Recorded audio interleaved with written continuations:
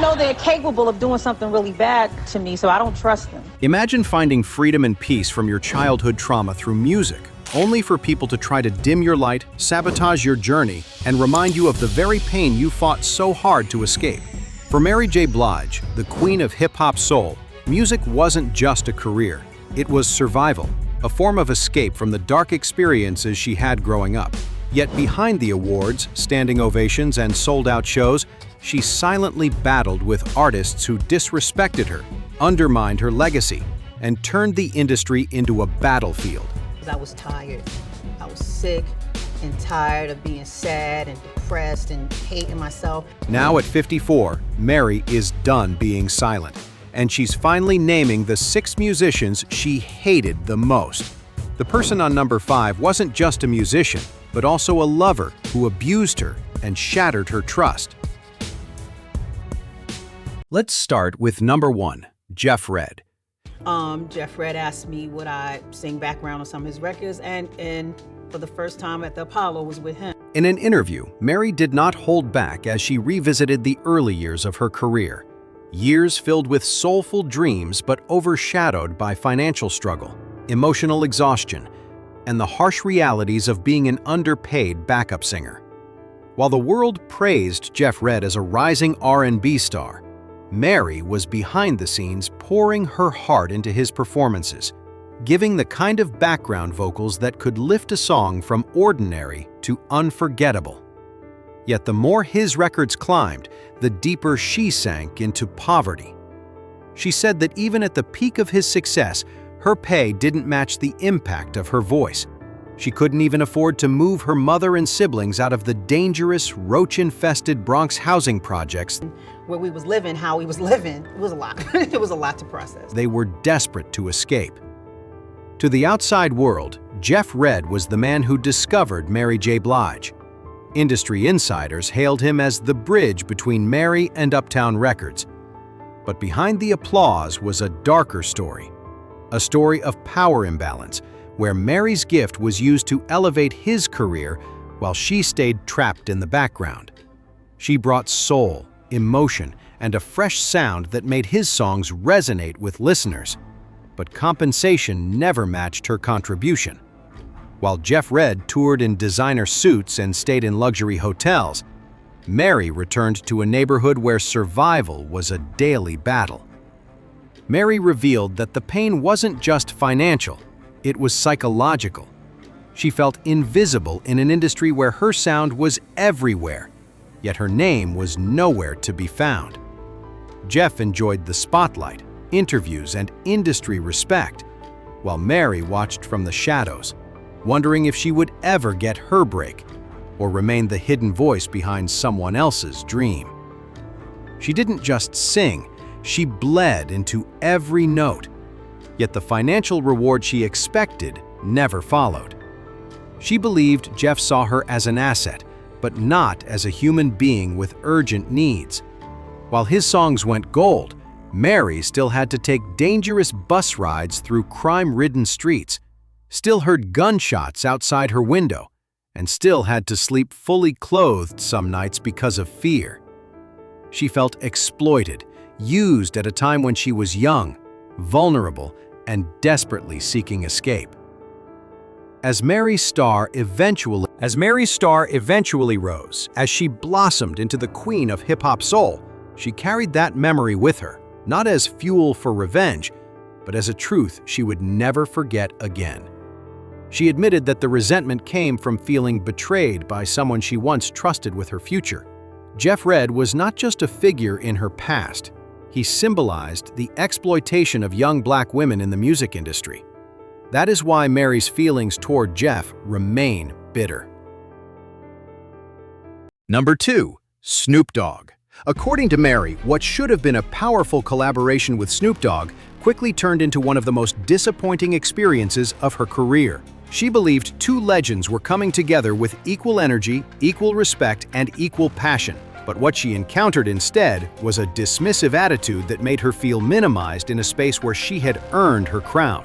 While the world celebrated their collaboration as a monumental fusion of hip-hop and soul, Mary walked away with a very different story, one rooted in disrespect, disregard, and a lack of professional courtesy.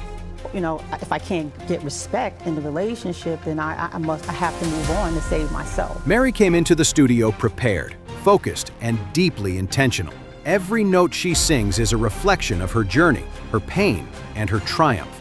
Yet Snoop arrived without the same seriousness, acting as if her presence was secondary. He carried himself with the air of someone doing her a favor, rather than collaborating with one of the most influential voices in music. His casual approach disrupted the energy.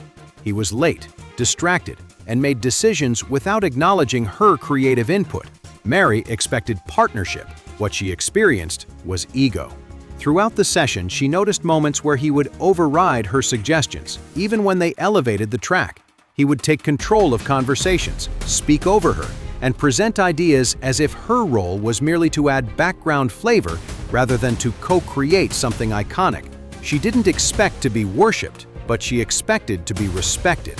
Instead, she felt like a guest in a room her own talent helped build. As the project went public, Mary continued to give full effort. She promoted the song, spoke highly of their work together, and engaged with fans. But when she looked for the same energy from Snoop, she found indifference. He rarely mentioned her in interviews. He didn't acknowledge the soul and depth her vocals brought to the track. What frustrated her most was the silence. The lack of acknowledgement was louder than any words he could have said. The experience became a turning point in how she viewed collaborations. She realized that not everyone steps into the room with the same level of reverence for the craft. Some come for convenience, some come for image, but she comes for impact. And when that impact goes unrecognized, it becomes a problem. According to Mary, that collaboration with Snoop Dogg revealed a truth she could never ignore. In her world, respect isn't. According to Mary, that collaboration with Snoop Dogg revealed a truth she could never ignore. In her world, respect isn't negotiable, especially when the music is born from the very soul that built her empire. Love stories like this? Make sure to subscribe and tap the bell. More shocking revelations are coming up. Number 3. Angie Stone. Mary shared that her issues with Angie Stone was one experience in her adulthood that almost reawakened the insecurities she felt as a child. Even as a little girl, had insecurities, and I was always blue and always sad. At the center of the storm was a demo track originally recorded by Angie Stone and D'Angelo. Angie claimed it was just a rough studio copy, not intended for commercial release. But when the final version of the song surfaced, with Mary's voice replacing hers, Stone believed her creative work had been taken without proper acknowledgement or permission. What to fans appeared as just another soulful release quickly became a point of deep emotional contention. Mary saw it as a standard industry collaboration. She was brought in, asked to record, and did what she always does: pour raw emotion into every note. But Angie reportedly saw it as something entirely different. Mary, on the other hand, believed she had stepped into the studio to finish a professional project, one that had gone through official channels. But once Angie began speaking about it publicly, framing the situation as if her creation had been taken and repackaged without consent, Mary felt blindsided. In Mary's perspective, she was being unfairly targeted for something she didn't orchestrate, and that made her feel really insecure. She followed directions from executives and producers. She didn't make decisions about what versions were released. Yet suddenly, it was her voice at the center of a storm she never created. Angie's claim that the demo she recorded with D'Angelo had been replaced by Mary's version without her approval cast a shadow that suggested industry favoritism and strategic sidelining. Mary saw this as an attack not just on her professional integrity, but on her identity as an artist who earned every step she took. You know what I'm saying? I mean, I'm trying just like everybody else, and what I'm saying is, get off my back. The accusation implied she participated in overshadowing another Black woman's work. For Mary, who built her career on authenticity and raw emotional truth, being painted as someone who benefited from another woman's loss ignited a deep sense of betrayal. Behind the scenes, tension brewed. Angie reportedly wanted recognition and transparency, while Mary just wanted to move forward, refusing to be associated with drama she didn't start. Mary felt Angie wasn't blaming the industry machine that controls demos, rights, and releases. She was blaming Mary directly. That personal targeting created a wall between them that would never be torn down. And in that belief, Mary never forgave Angie for putting her name into a controversy she felt belonged to record executives, not artists. The moment the accusation became personal, the relationship between the two singers was fractured for good. Number 4. Faith Evans. According to Mary, tension with Faith Evans didn't start in the studio or on stage. It started the moment Faith publicly questioned Mary's acting, particularly her emotional performance in the role of a struggling mother. Faith suggested that Mary took the character too far, becoming overly dramatic and emotionally engulfed, almost as if she was living the role instead of portraying it. What some saw as raw authenticity, Faith dismissed as overacting. In the view of Mary, those comments weren't just unkind, they were personal. Mary shared in an interview that she didn't choose that role for glamour. She chose it because it reflected the very life she came from. Relate to a woman, that will do anything for her kids, Right. to keep her family tight. The character of a financially and emotionally shattered mother wasn't a performance. It was a painful echo of her own childhood. Mary grew up watching her real mother fight to keep the lights on, work multiple jobs, and protect her children while barely holding herself together. So when Faith implied that Mary was doing too much, Mary felt as though Faith was dismissing her lived experience. Mary made it clear that she didn't have to research or fabricate emotions to portray that character. She didn't have to imagine what pain looked like. She had witnessed it firsthand. She had seen it in the eyes of her mother, a woman who sacrificed everything to keep her family from falling apart. Mary said she wasn't too engrossed in the role. She was simply telling a story she already knew by heart. Mary believed Faith's comments were rooted in comparison, as if Faith struggled with the idea that Mary had succeeded not only in music, but was now being praised in film like her. Faith's remarks weren't constructive. They were dismissive, suggesting that Mary was incapable of separating herself from her roles because she lacked control. You're a liar. I am what I am. You can't tell me what I am. I'm a child of God. If he's amazing, then I'm amazing. And from that moment on, Mary saw Faith through a different lens. The criticism didn't feel like professional feedback. It felt like spiritual disrespect. Faith was questioning the very authenticity that made Mary who she is. And Mary never forgot it. Number 5. Casey Haley. The story between Casey Haley and Mary started as colleagues, then gradually became a romantic one. And that was where the problem began. One that became one of the most painful traumas that Mary had to deal with as a musician. What began as admiration between two rising stars in the R&B world quickly turned into a deep and complicated emotional entanglement that left scars on Mary's spirit and shaped her distrust in men for years to come. Distrust, just men in general for a very, very, very, very long time. Mary fell for Casey not just because of his voice, but because he appeared to understand the darkness she came from. He presented himself as someone who cared, someone who would protect her in an industry full of sharks. But behind closed doors, the tenderness faded, replaced with emotional volatility, manipulation, and rumors of abuse that Mary could no longer keep buried. The very person she believed was her safe place became a direct source of her suffering. Industry insiders whispered about their fights, the instability, the way Mary seemed emotionally drained and spiritually broken whenever his name was involved. He would publicly deny their relationship, embarrassing her in interviews, acting as if she meant nothing, even though everyone around them knew they were deeply involved. This denial not only humiliated Mary, it shattered her trust.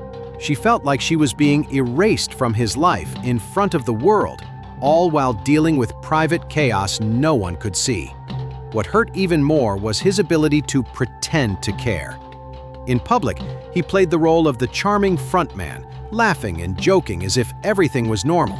When you're dealing with your people, they don't really care. You know what I'm saying? They're like, we want to feel love from me. But behind Mary's eyes was the truth of what she endured. There were moments where she felt emotionally abandoned, undermined, and betrayed by a man who claimed to love her. According to those close to the situation, Casey's behavior was unpredictable, caring one moment, cruel the next. The imbalance of power in their relationship left Mary constantly on edge, questioning her worth and struggling to hold on to her identity as a woman and as an artist. The emotional abuse wasn't just about love. It impacted Mary's confidence, her mental health, and her view of men entirely. Number 6. Chaka Khan. Mary had always spoken reverently of the legends, especially Chaka, whose voice and style helped lay the foundation for the kind of soul music Mary would later revolutionize. But the admiration wasn't mutual. What should have been a moment of unity between two powerhouse vocalists instead turned into a painful reminder that not every legend is willing to embrace the next generation, especially when that generation begins to redefine the crown. It all began when Mary was asked to cover one of Chaka's iconic songs for a tribute. Mary poured every ounce of emotion into that performance, honoring the legacy of a woman she grew up listening to in her mother's living room. The audience cheered. Critics applauded. Fans embraced the rendition as a bridge between eras. But instead of receiving praise or even acknowledgement, Mary was met with scorn. Chaka publicly criticized the version, dismissing Mary's interpretation and implying that it failed to capture the original spirit of the song. Mary felt hurt. She believed the tribute was an act of love, a sign of deep respect. Instead, Chaka's comments made it seem like Mary was an intruder in a sacred space. To do whatever I needed to do, and the feeling was just, it was like, I didn't know I did something great until like maybe. And Mary, who had already carried a lifetime of emotional scars, felt the sting more deeply than most could understand.